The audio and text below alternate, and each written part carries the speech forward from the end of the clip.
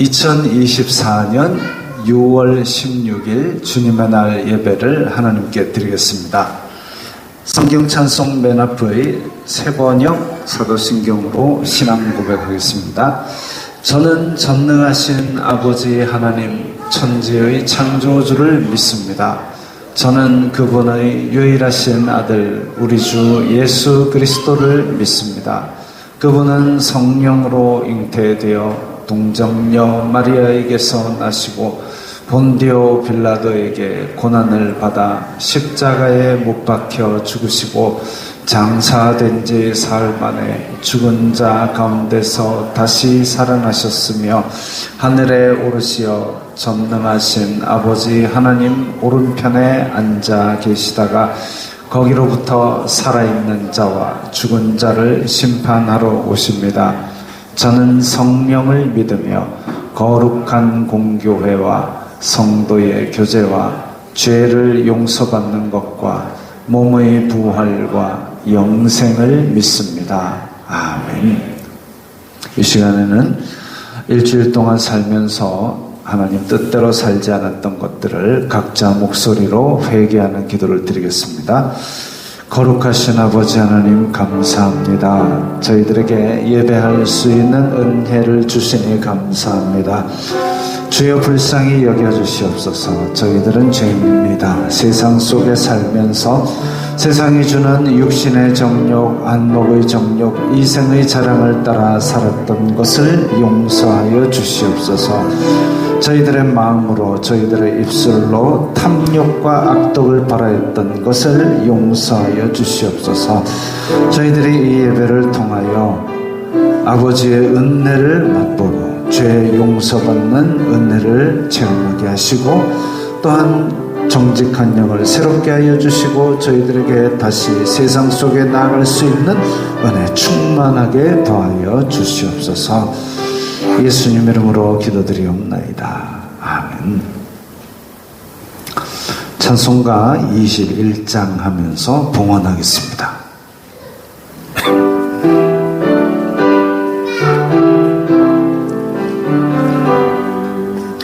다 찬양하여라 전능왕 창조의 주께 내 원하주 찬양 평강과 구원의 주님 성도들아 주 앞에 이제 나와 즐겁게 찬양하여라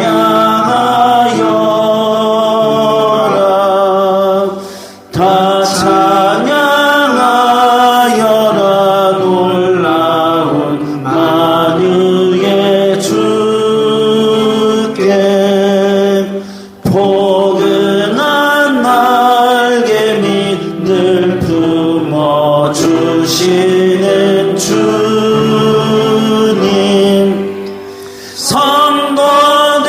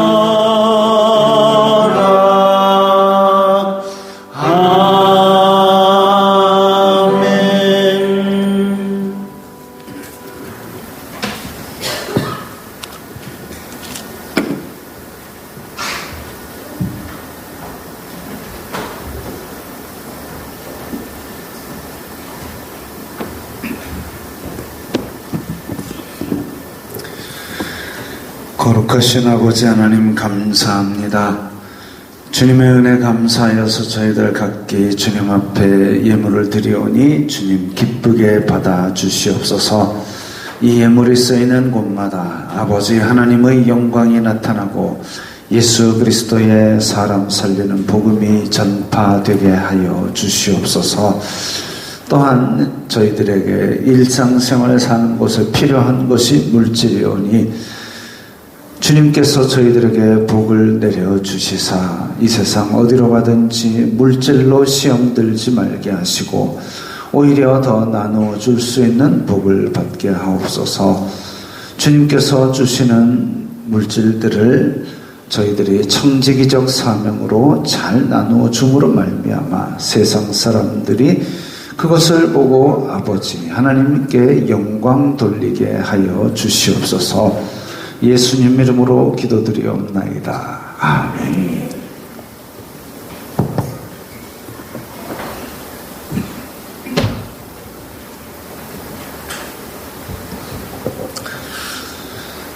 웨스트민스터 신앙고백서 제31번입니다. 이제 33번까지 얼마 안 남았습니다. 함께 읽겠습니다. 교회의 효율적인 치리와 건덕을 위하여 공의회와 협의회가 필요하다. 국가의 위정자가 종교적 사항에 관하여 상담 혹은 충고하기 위하여 합법적으로 목사들의 공의회와 기타 적합한 인물들을 소집할 수 있다. 그러나 그 위정자가 교회의 공적 원수인 경우에는 목사들 측에서 그 직무상 권리에 의하여 별도로 모여 의논할 수 있다. 아멘. 자, 앞으로 좀 돌려주세요. 교회는 눈에 보이는 우리 가시적 교회에서도 각 교회가 그냥 알아서 뚝딱뚝딱 하는 것이 아니라 교회들끼리 모여서 교회의 일에 관한 논의를 하도록 그렇게 지금 우리의 교리에 정하고 있습니다.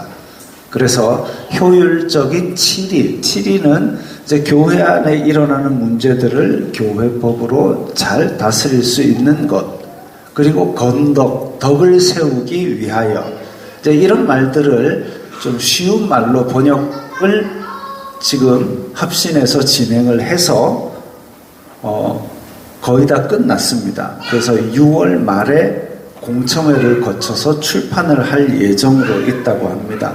저도 개인적으로 그거는 기대가 큽니다. 좀 쉬운 말로 번역이 잘 되었기를 기대하면서 기도하고 있습니다. 효율적인 치리와 건덕을 위하여 공의회와 협의회가 필요하다. 그래서 교회 안의 일들을 서로 연합해서 함께 의논할 수 있는 그런 협의회가 있습니다.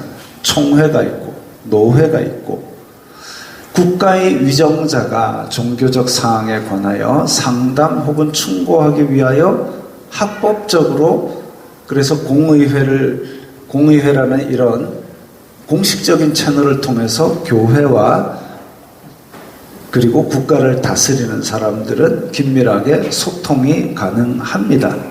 그렇다고 해서 우리가 어떤 정치적인 입장을 가지고 누구의 편에 선다 이런 얘기가 아니라 우리는 하나님의 도에 대해서 국가를 다스리는 사람들에게 공식적으로 건의를 할 수도 있고 소통을 통해서 협력할 수도 있다라는 이야기입니다. 그리고 다음요. 위정자가 교회의 공적 원수인 경우에는 이라고 얘기했습니다.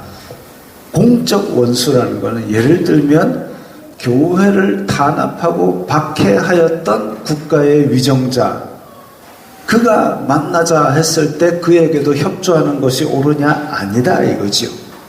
예를 들면 북한에 있는 정권 잡은 사람들이 교회에 대해서 협조를 요청했을 때에 그게 과연 성경적이냐 아니면 우리의 믿음에 도움이 되느냐, 그걸 보고 다르게 판단할 수도 있다라는 얘기입니다.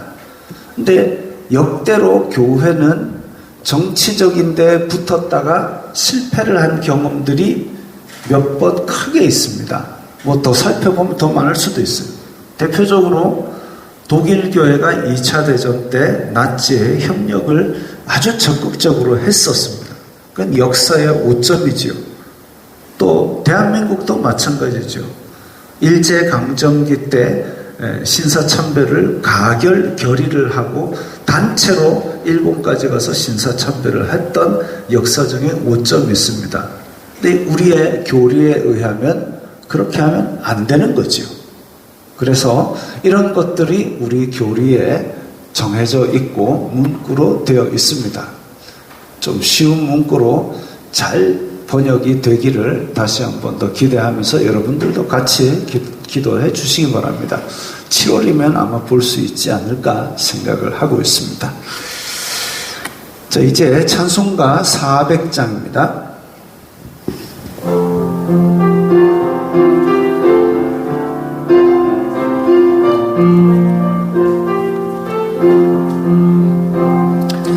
험한 시험불 속에서 나를 건져주시고 노한 풍랑 지나도록 나를 숨겨주소서. 주여 나를 돌보시사 호흡 품어주시고 험한 풍파 지나도록 나를 숨겨주소서. 권세 능력 무한하사 모든 시험 이기고 풍랑까지 다스리는 주님 앞에 비오니 주여 나를 돌보시사 고이 품어주시고 험한 풍파 지나도록 나를 숨겨주소서. 죄악길에 빠진 이 몸 캄캄한데 헤매며 부르짖는 나의 원 들으소서 내 주여. 주여 나를 돌보시사 호흡 품어주시고 험한 풍파 지나도록 나를 숨겨주소서.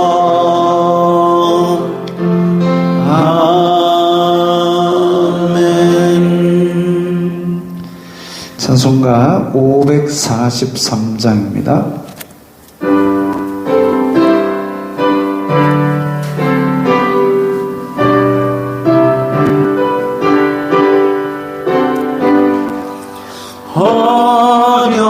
어려운 일 당할 때 나의 믿음 적으나 의지하는 내 주를 더욱 의지합니다. 세월 지나갈수록 의지할 것뿐일세. 무슨 일을 당해도 예수 의지합니다. 성령께서 내 마음 밝히 비춰주시니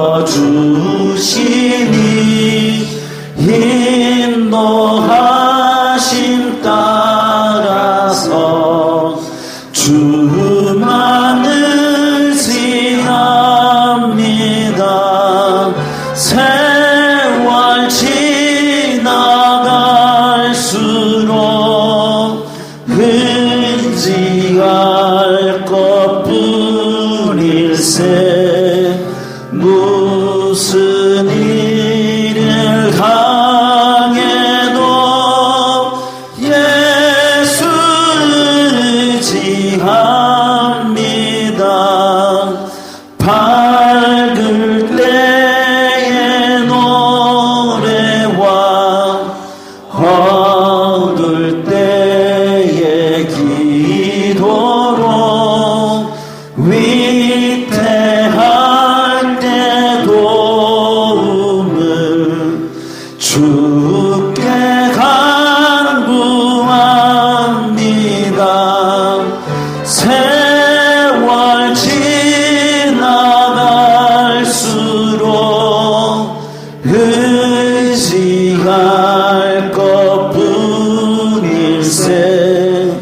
무슨 일을 당해도 예수 의지합니다. 생명이 있을 동안에 예수 의지합니다. 천국 올라가도록 의지할 것뿐일세. 세월 지나갈수록 의지할 것뿐일세. 무슨 일을 당해도 예수 의지합니다.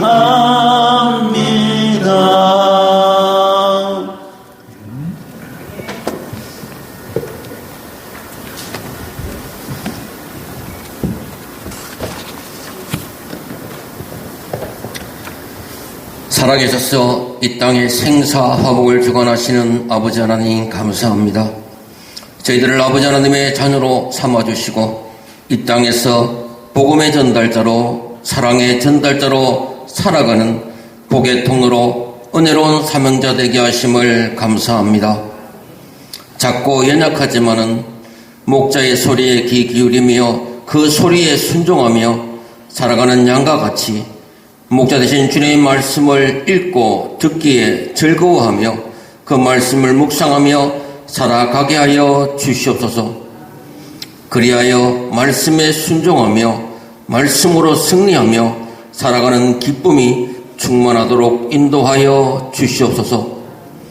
또한 사단마귀의 유혹하는 소리도 잘 분별할 수 있도록 지혜를 주시옵소서. 이 시간 귀하고 기쁜 기도의 시간을 허락하여 주심을 감사합니다. 하루하루를 살아가면서 오늘 하루 아버지 하나님이 우리를 통하여 일하심을 기대하며 기쁨의 기도로 하루를 시작하고 우리를 통하여 일하신 아버지 하나님께 감사 기도로 하루를 마칠 수 있는 깨어있는 성도 되게 하여 주시옵소서. 아버지 하나님, 이 땅에서 사람을 보고 세상을 볼 때 만족함이 없었습니다. 물질적으로 풍족한 나라가 되었는데도 더 많이 가지고 싶고 더 높아지고 싶은 욕심 때문에 더 힘들고 더 악한 땅이 되어버렸습니다. 성실히 일하는 것보다 일확천금을 바라보고 투기가 넘쳐나는 세상이 되었습니다. 말씀을 읽고 듣는 것보다 휴대폰만 켜면 넘쳐나는 세상 지식 정보를 즐거워하며 분별력을 잃어버린 채 휴대폰을 더 즐겨보는 세상이 되었습니다. 아버지 하나님, 이 땅을 고쳐 주시옵소서. 세상의 눈으로 바라보고 세상적인 방법으로 살아가는 모습에서 돌아설 수 있도록 도와주시옵소서. 아버지 하나님, 6월에는 이 땅의 자유와 우리들의 믿음의 자유를 위하여 희생하고 수고한 이 땅의 선진들을 기억하는 시간을 많이 가지고 있습니다. 또한 우리들의 후손을 위하여 진실하고 성실하게 애쓰고 수고할 수 있도록 도와주시옵소서. 교회에 속한 성도들 위하여 기도합니다. 성도들의 건강과 가정과 일터를 지켜주시옵소서. 원치 않는 어려움과 고난과 질병과 시험 중에 있는 성도들 도와주시옵소서. 이길 수 있는 새 힘을 주시옵소서. 피할 길도 열어주시고 회복시켜 주시옵소서. 강건케 하신 은혜를 더하여 주시옵소서. 저희들 주님 마음을 본받는 자로 살아갈 수 있도록 도와주시옵소서. 만왕의 왕이시지만은 높임받고 섬김받는 자리가 아닌 다른 사람을 섬기며 희생하신 주님과 같이 우리들도 낮은 마음으로 섬기고 희생할 수 있는 겸손한 마음, 겸손한 믿음으로 바르게 세워 주시옵소서. 내리가 동력하는 교회들과 선교사들 맡기신 사명 잘 감당할 수 있도록 은혜로 충만하게 하여 주시옵소서. 이 시간 말씀 들을 때 들을 수 있는 길을 주시옵소서. 말씀으로 우리를 고쳐주시고 변화시켜 주시옵소서. 모가난 돌로서 이웃을 찌르고 시기와 분쟁을 일으키지 말고 말씀으로 다듬어지고 낮아져서 디딤돌로서 하나님과 이웃을 사랑하며 섬기며 화평케 데 쓰임받는 저희들 다 되게 하여 주시옵소서. 이 모든 말씀 예수 그리스도 이름으로 기도드리옵나이다. 아멘.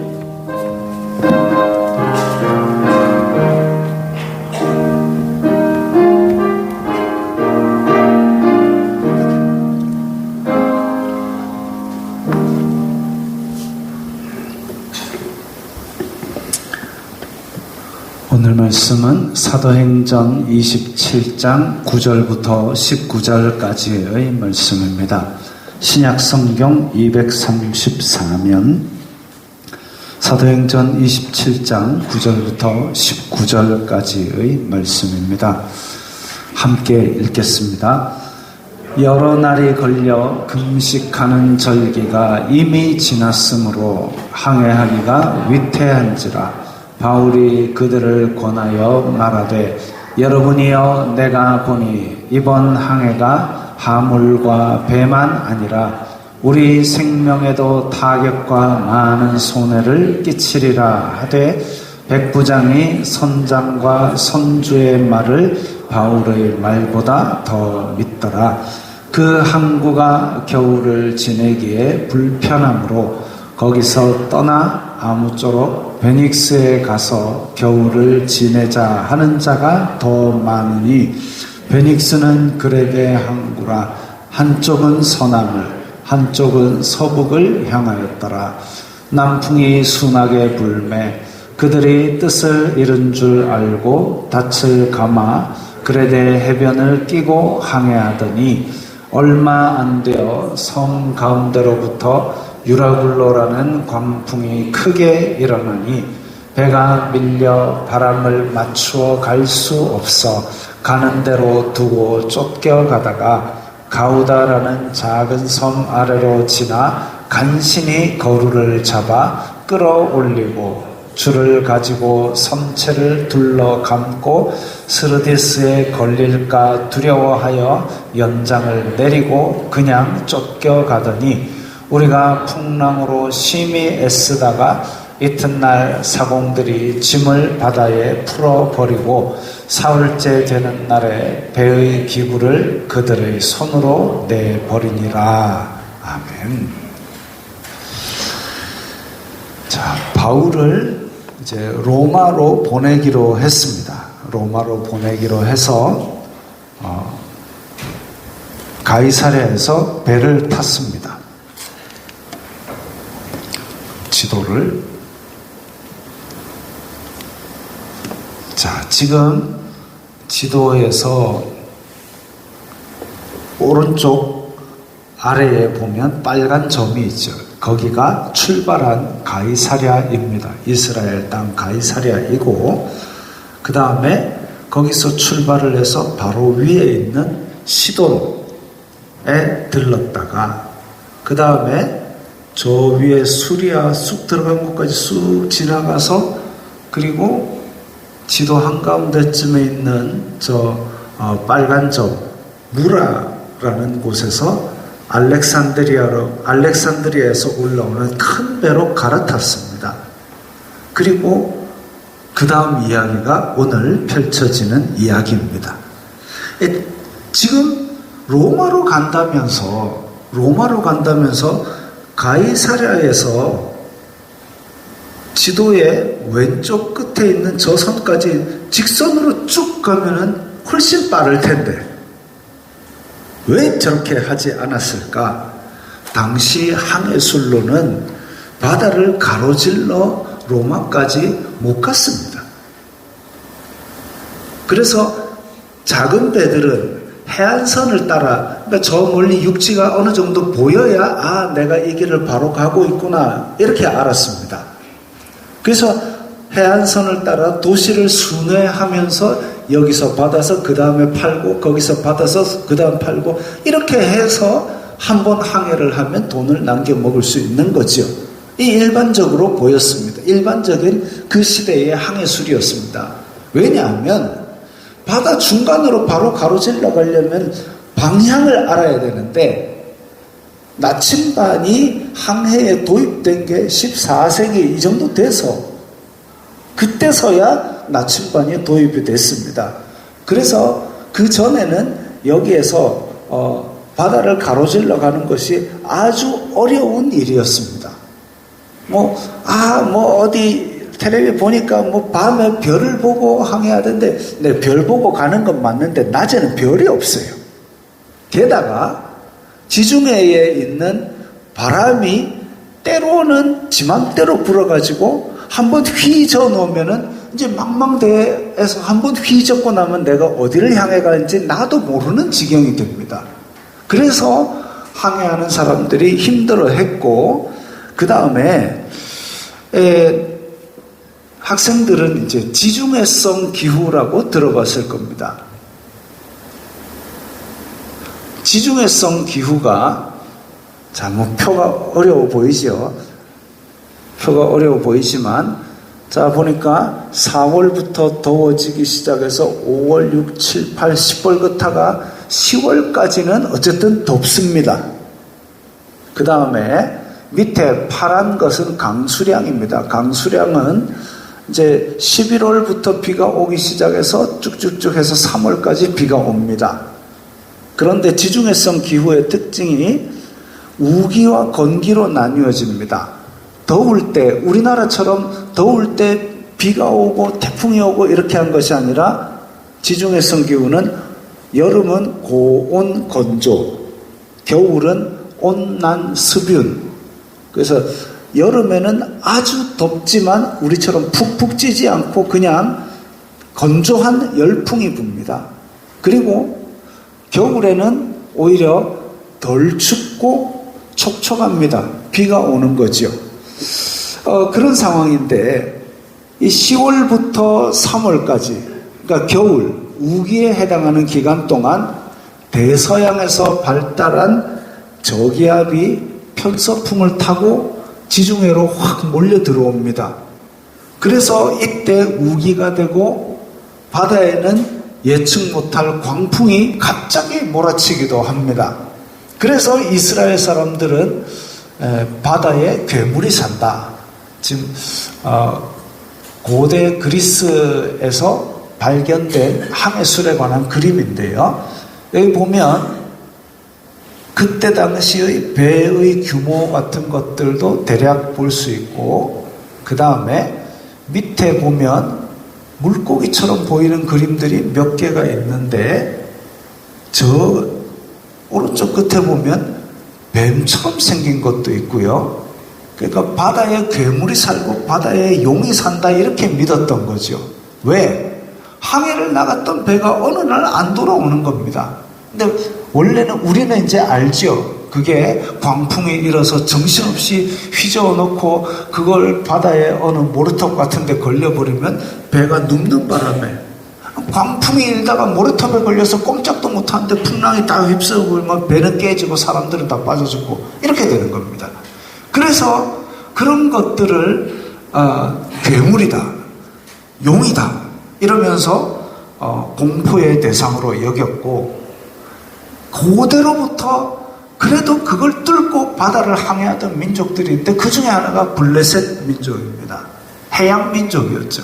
그래서 유럽 쪽에서 내려와가지고 이스라엘 서쪽에 있는 가장 비옥한 땅 중의 한 부분을 차지해가지고 힘으로 이스라엘을 제압하기도 했고, 또 무역은, 이스라엘 사람들은 무역은 두로와 시돈에게 거의 내맡기다시피 빼앗기다시피 하고 그렇게 살았습니다. 왜? 바다에는 괴물이 산다니까요. 그렇게 여기고 살았습니다.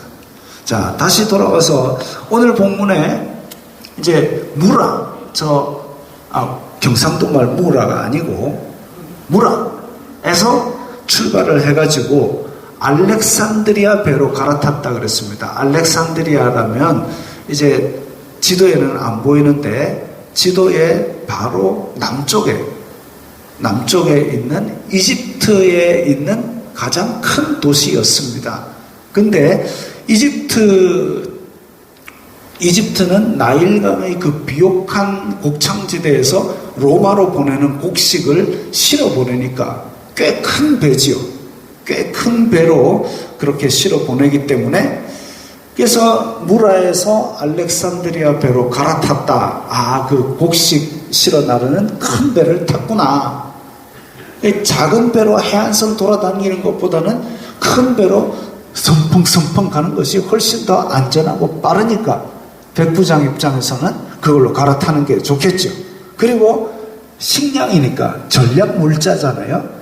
백부장이 당연히 그 배의 권리를 좌지우지할 수 있는 그런 권한을 지니게 되었습니다.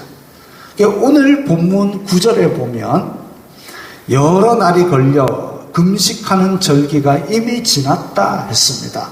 여러 날이 걸려. 지금 가이사랴에서 출발한 지도 꽤 오래되어 가고 있는데, 그런데 점점 시간이 지나서 금식하는 절기다 이러면 1년에서 유대인들의 공식적인 금식하는 절기가 유대력으로 7월 10일 대속죄일입니다. 유대력으로 7월 10일이니까 이제 7월이라면 우리가 쓰는 서양력으로는 9월에서 10월 사이입니다. 9월에서 10월 사이인데 7월 10일 대속죄일이 금식일이니까 대략 10월 초쯤으로 예상이 됩니다. 근데 그게 지났다 그랬습니다. 아까 우리 기후표에 보면은 겨울이 시작되는 시점이 10월입니다.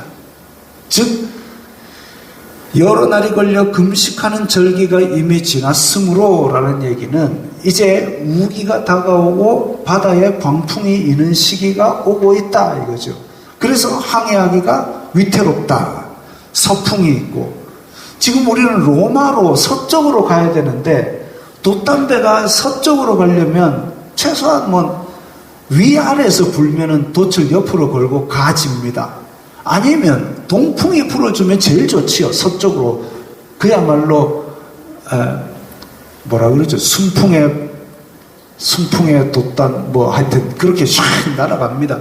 근데 서풍이 온다니까요. 여러분들의 입장에서는 서풍이 온다니까요. 그러면 이쪽으로 돛담배를 가기가 쉽지가 않은 겁니다. 그래서 안 가는 게 맞고, 겨울에는. 근데 지금 서풍도 오지요. 그 다음에 무슨 저기압도 있지요. 그래서 광풍도 일 거지요. 그래서 당시 항해술로는 로마로 가기가 쉽지 않은 시기입니다. 그래서 항해하기가 위태한지라 이랬습니다. 바울이 백부장과 선장에게 권했습니다. 시기가 위험해졌으니까 항해하면 큰일 납니다. 물건도 위험하고 배도 위험하고 우리 생명도 위험해질 수 있습니다. 근데 선장 입장에서는 빨리 한 칸이라도 더 가고 싶어야죠. 선주 입장에서는 항구 한 개라도 더 뛰어야 돈이 되지요. 그러니까 어서 실로 날라야 돈이 되고, 중간에서 겨울을 보낸다? 그러면 그 겨울 내내 먹고 자는 비용 다 돈입니다. 손해지요. 결정권자인 백부장은 누구 말을 듣겠습니까? 로마로 재판받으러 가는 비리비리한 바울을 믿겠습니까? 배를 운행해 본 선장과 화물에 대한 주인인 책임을 지는 선주 말을 믿겠습니까? 누가 봐도 이거는 선장과 선주 말을 믿게 돼 있는 거죠. 근데 사실 파선으로 치면 고린도후서 11장에 보면 사도 바울이 나도 배를 3번이나 파선을 당해봤고 라고 얘기합니다. 파선 전문가입니다. 좋지 못하죠. 바울 안 태우고 싶죠. 백부장은 지금 어서 로마로 돌아가고 싶으니까 바울보다 선장과 선주 말을 더 믿었습니다. 배는 가운데 있는 무라를 떠나서 크레테 섬의 미항, 저 빨간 점이 미항이거든요. 미항까지 잘 갔습니다. 날짜도 더 지나서 더 이상 이제 로마까지는 도저히 무리인 그 시점까지 왔습니다. 그래서 야, 안 되겠다. 크레테 섬에서 우리 겨울을 보내야 되겠다. 그런데 또 미항에서 또 생각하기를 지금 미항에서 왼쪽으로 조금 더 가면 베닉스라는 항구가 겨울을 지내기가 더 편했던 모양입니다. 야, 여기는 불편하고 페닉스까지 가야 우리가 좀 편하게 지낼 수 있다. 거기 좀 대도시가 있고 하다라는 모양입니다. 근데 지금 밑에 있는 축척을 보시면 요 100km 뭐 이렇게 돼 있죠. 그거 거리를 따져 보지 않아도 미항에서 피닉스까지가 거리가 한 65km쯤 된답니다. 그렇게 먼 거리가 아니죠. 선장은 야, 요 옆에 요 항구 저 조금만 더 가면 있는 항구 저기 가면 겨울 내내 우리가 좀 따뜻한 곳에서 잘 쉴 수 있고 놀 것도 많고 편하다. 편의점도 가까이 있고 가자. 그래가지고 출발을 하자 그럽니다. 바울은 아니야 가지마 하고 있습니다. 그래가지고 미항에서 출발을 딱 했는데 갑자기 유라굴로라는 광풍이 섬 가운데로부터 일어났다고 했습니다. 그러니까 섬에 딱 붙어가지고 빠바바박 가서 65km만 가면 되는데 그 잠깐 가는 그 기간 중간에 갑자기 섬 쪽에서부터 바람이 불어가지고 배를 바다 쪽으로 밀어내버린 것이지요. 황당한 겁니다. 왜냐하면 그 정도 큰 배는 노져갖고 갈 수 있는 배가 아닙니다.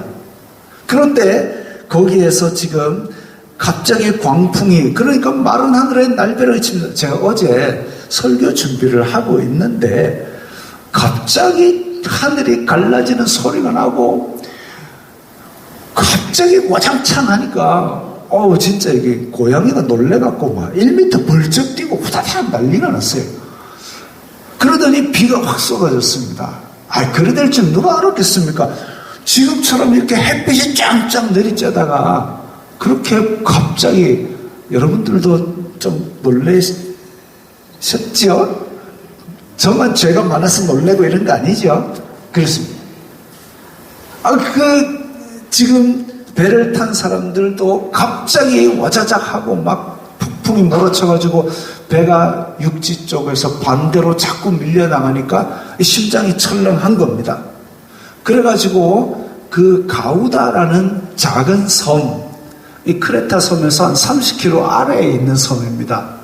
30km쯤 아래에 있는 섬인데 그나마 섬이 있으면 바람을 좀 막아주고 배를 붙여놓을 수 있는데 거기에서 간신히 거루를 잡았다 그랬습니다. 거루가 뭐냐면요, 자, 아까 앞에, 자, 여기에 보면 가운데의 배에 보면 앞에 조그만 보트 하나를 달고 있죠. 네. 그 다음에 이 다음 그림에서도, 자, 이 그림에서도 보면 지금 위로 이쪽이구나. 위로 높이 그려놓은 이쪽이 고물입니다. 그러니까 배 뒤입니다. 이쪽이 사실은 배 앞입니다. 그래가지고 고물 뒤쪽에다가 조그만 보트를 달고 다닙니다. 이 보트가 원래는 이제 저반 시설이 없고, 왜 우리 영화 같은 데 보면 보트로 노져가지고 해변에 탁 모래톱에 상륙하는 거 있죠. 그럴 배가 배입니다. 그 거루를, 지금 태풍이 몰아치고 막 배가 요동을 치니까 저 매달려 있는 것이 갑자기 확 와가지고 배 옆구리를 빵꾸를 뻥 내버리면 쪼르륵 다 깔아앉는 거죠. 그러니까 빨리 땡겨가지고 끌어올려가지고 묶어놔야 됩니다. 그 얘기가 바로 오늘 본문에 나옵니다. 간신히 거루를 잡았다. 섬이 바람을 막아주니까 그 틈에 겨우 끌어올려가지고 보트를 끌어올려서 묶어가지고 배에다 묶어놓은 겁니다. 큰 배지만 저렇게 작은 보트, 저걸로 이제 옆구리를 들이받으면 빵꾸 나니까요.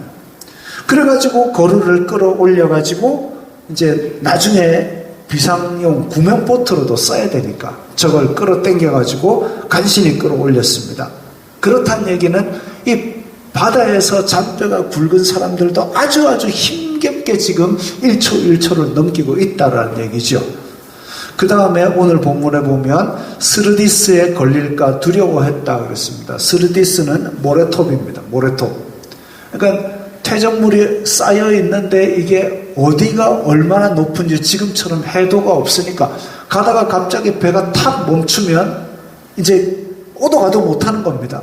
그 다음에 폭풍이 몰아치면 좌우로 흔들거리다 배가 옆으로 누워버리면 그 다음에는 이제 다 헤엄쳐서 이제 바닷가까지 가야 됩니다. 한 500km 헤엄치면 됩니다. 그래가지고 이 모래톱에 걸리면 다 죽게 되니까 다음날 사공들이 짐을 바다에 풀어버렸습니다. 왜냐하면 배를 가볍게 해야 스리디스에 안 걸리니까. 사흘째는 배의 기구까지 버렸습니다. 이제 더 버릴 거 없나 지금 다 버린 겁니다. 그래야 배가 어쨌든 1g이라도 가벼워지니까. 이 절박한 심정 저는 조금은 압니다. 왜냐하면 예전에 그 태권도 시합 나가는데 이 무슨 체중 체급이 있잖아요. 그래가지고 그 체급을 맞추기 위해서 그 전날 개체량 하는 전날 저 사우나에 넣고 문을 걸어 잠그고 안에서 그냥 땀 뿔뿔 흘리고 죽기 직전에 딱 나옵니다. 그렇게 땀을 다 짜내고도 체중이 안 맞으면 하루 종일 입이 바싹 말라 있는데도 침을 계속 침 1g이라도 더 뱉어갖고 그 가볍게 만들어 보려고 그 고생을 하는데 지금 배를 그렇게 가볍게 하려고 진짜 있는 거 없는 거 다 버리고 있는 겁니다. 상황이 아주 심각한 거지요. 지금 성경은 그러느니라 써놔서 얌전하게 써놨지만 지금 완전 배는 난리가 났습니다. 땅구멍마다 땀이 진땀이 부쩍부쩍 나면서 모든 걸 다 버리고 지금 목숨을 걸고 이렇게 가볍게 만들고 있습니다. 그리고 나중에 이후를 읽어보시면 이런 것도 보름을 더 표류를 합니다.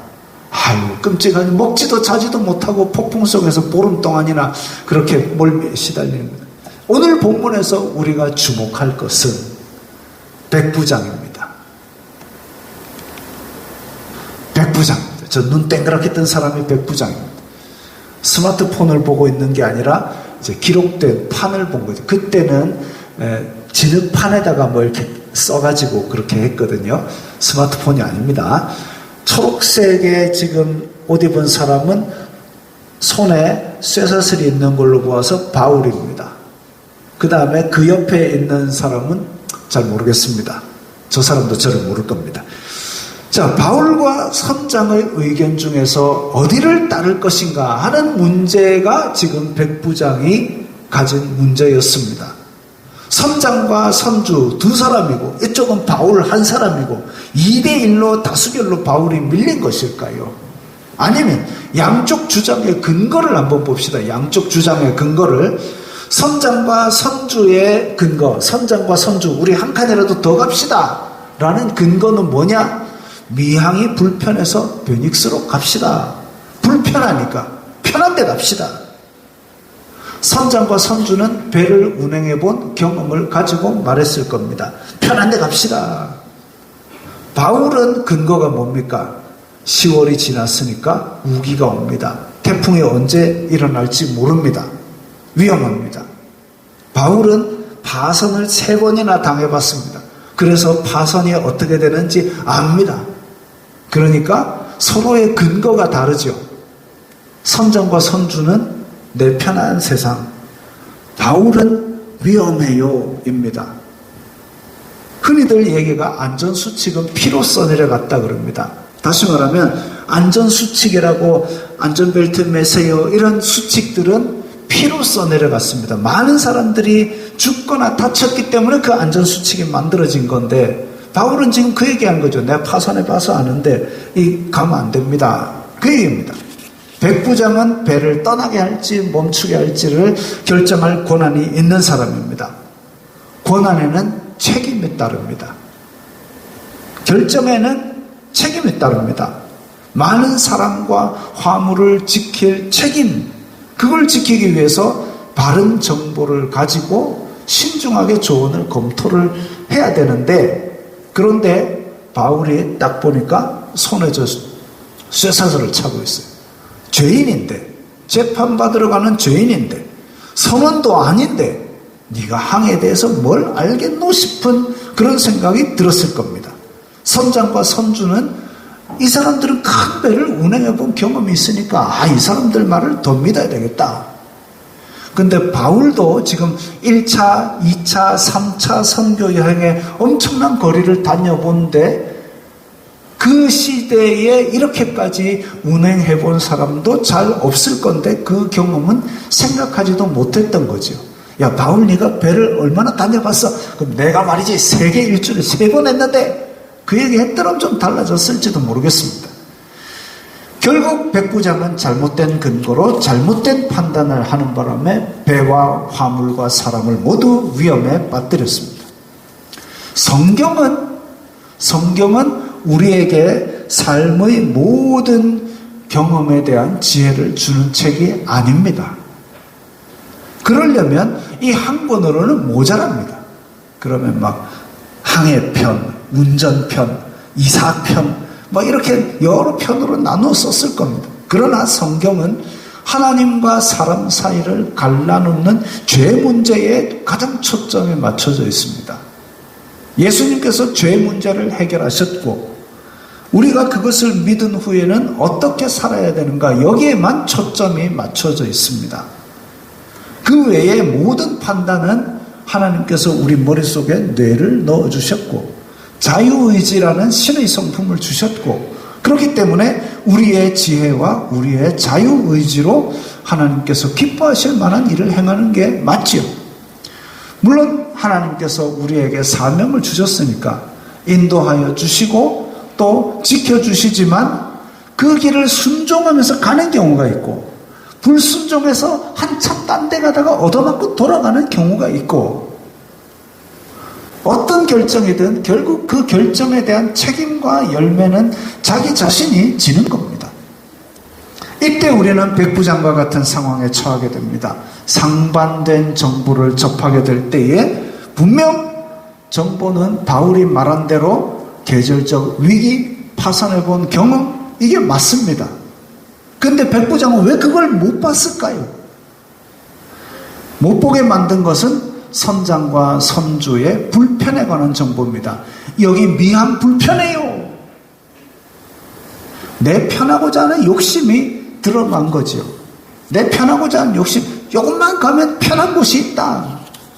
그런데 이렇게 눈을 가려서 우리 판단을 흐리게 만든 것이 제가 대표적으로 늘 이야기하는 두 가지가 있습니다.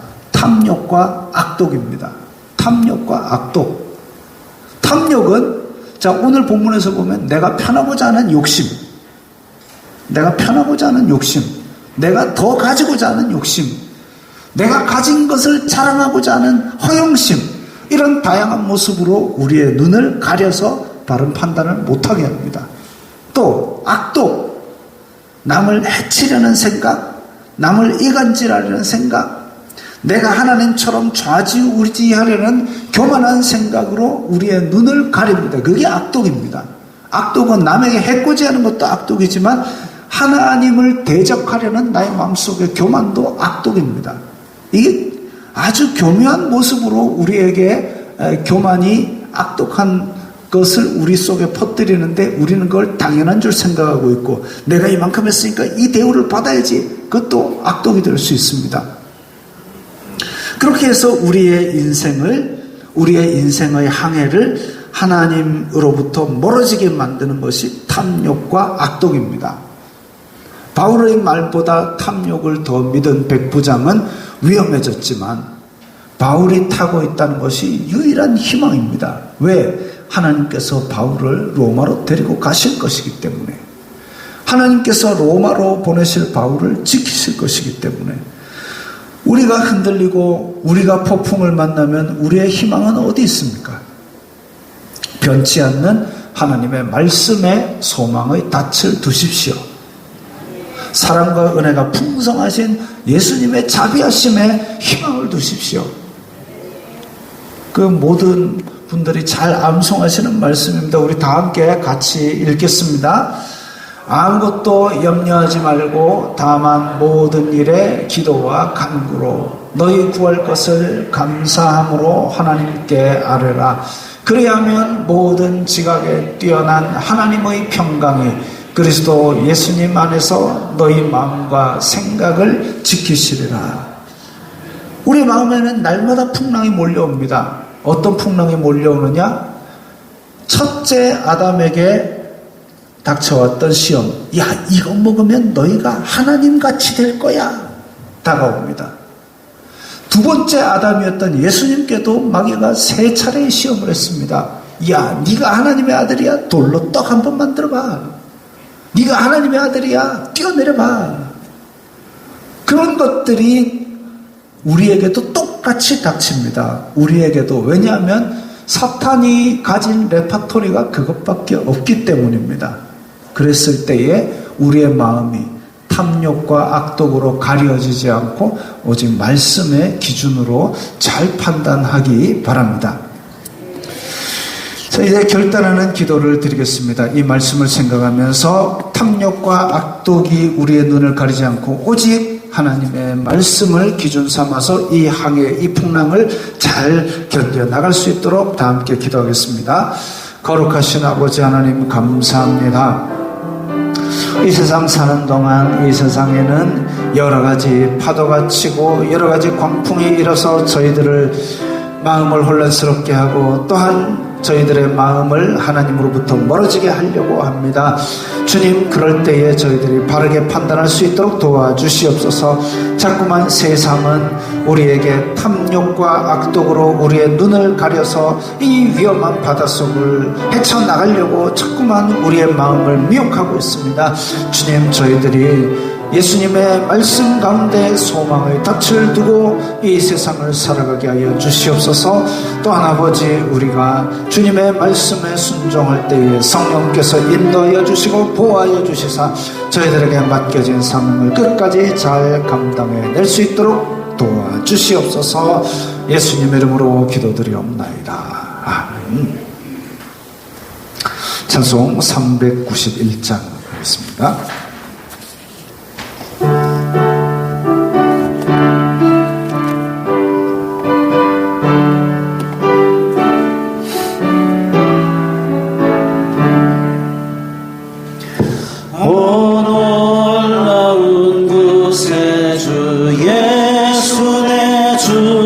참 능력에 주시로다. 큰 바위 밑에 전한 그곳으로 내 영혼을 숨기시네. 메마른 땅을 종일 걸어가도 나 피곤치 아니하며 저 위험한 곳 내가 이를 때면 큰 바위에 숨기시고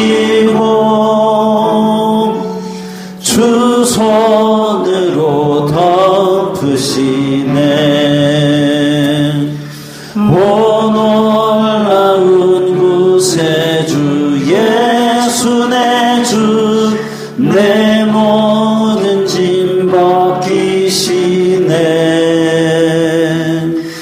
죄악에서 날 끌어올리시며 또 나에게 힘 주시네. 메마른 땅을 종일 걸어가도 나 피곤치 아니하며 저 위험한 곳 내가 이를 때면 큰 바위에 숨기시고 주 손으로 덮으시네. 증량 못할 은혜로 채우시며 늘 성령에 감화주사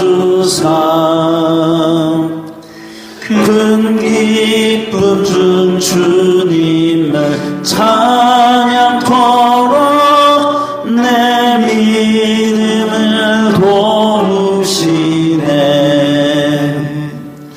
메마른 땅을 종일 걸어가도 나 피곤치 아니하며 저 위험한 곳 내가 이를 때면 큰 바위에 숨기시고 주 손으로 덮으시네. 주 예수님 공중에 임하실 때 나 일어나 맞이하리. 그 구원의 은총을 노래하리. 저 천군과 천사 함께 메마른 땅은 종일 걸어가도 나 피곤치 아니하며 저 위험한 곳 내가 이를 때면 큰 바위에 숨기시고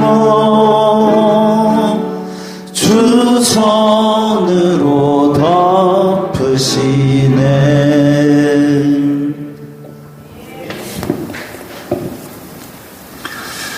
주 예수 그리스도의 은혜와 하나님 아버지의 사랑과 성령 하나님의 교통하심이 너희 무리와 함께 있을지어다. 아멘.